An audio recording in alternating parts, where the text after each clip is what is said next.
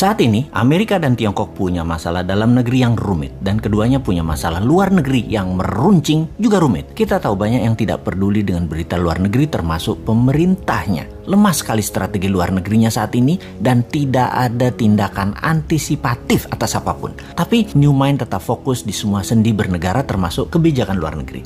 Kita bahas dan apa efeknya untuk Indonesia. Adakah ancaman resesi keuangan Amerika yang katanya punya hutang yang jatuh tempo Oktober tahun ini? Lalu, apakah ancaman salah satu perusahaan terkaya Tiongkok yaitu Evergrande yang hutangnya mencapai 7.000 triliun yang terancam gagal bayar? Akankah bisa picu krisis keuangan di Tiongkok seperti subprime mortgage di tahun 2009 di Amerika? Apa dampak hal tersebut? 1.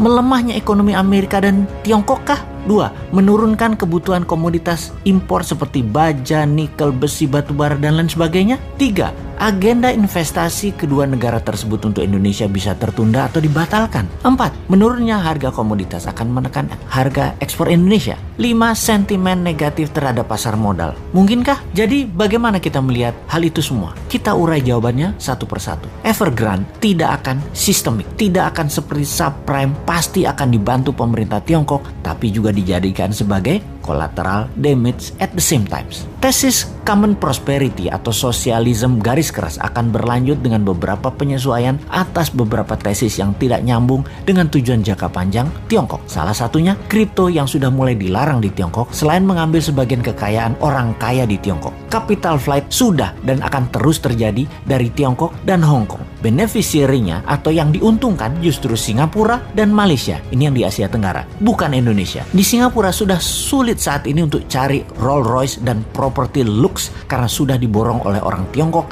dan orang Hong Kong yang hijrah. Mereka juga sudah banyak yang mendaftar untuk jadi PR atau permanent resident dan warga negara Singapura. Jadi kita detailkan untuk menjawab pertanyaan.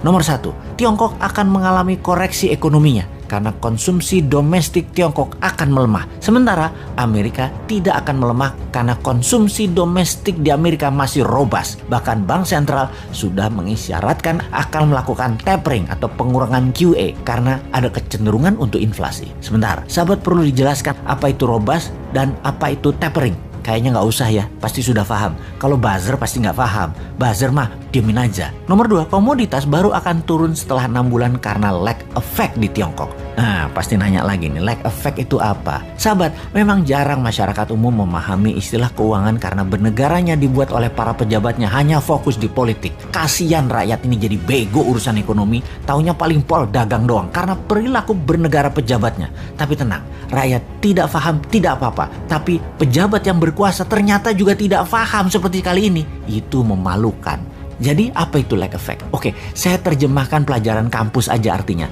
Bahasa Indonesia cari dewe ya. Oke, lag effect is the potential ineffectiveness in fiscal policy due to the time it takes to recognize an issue. Dah, itu aja artinya.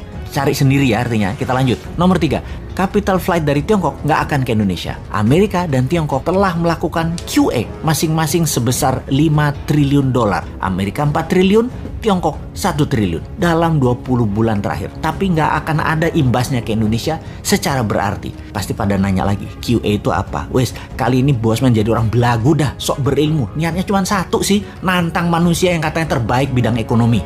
Oke, QE itu adalah quantitative easing. Terjemahan bebasnya adalah printing money. Wes, paham ya? 4, harga ekspor komoditas akan terkoreksi setelah 6 bulan dari saat ini, tapi akan bergerak hanya turun sedikit.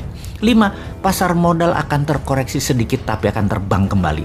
Dikarenakan uang beredar di Amerika, di Uni Eropa, di Jepang, di Tiongkok masih masif. Rasio M2 terhadap GDP masih jauh di atas 100%. Jumlah M2 masih di atas US dollar 100 triliun. Ini akan terus mempengaruhi pasar modal secara positif dan kebanyakan akan dialokasikan di tesis-tesis abad ke-21 seperti teknologi, nanoteknologi, AI atau artificial intelligence, bioteknologi, robotik, dan spaceship dan lain sebagainya. Tidak akan invest di Indonesia kecuali nyedot sumber daya alam seperti sekarang yang rakyatnya nggak dapat apa-apa, negaranya nggak dapat apa-apa, pejabatnya dapat dong, masa tidak?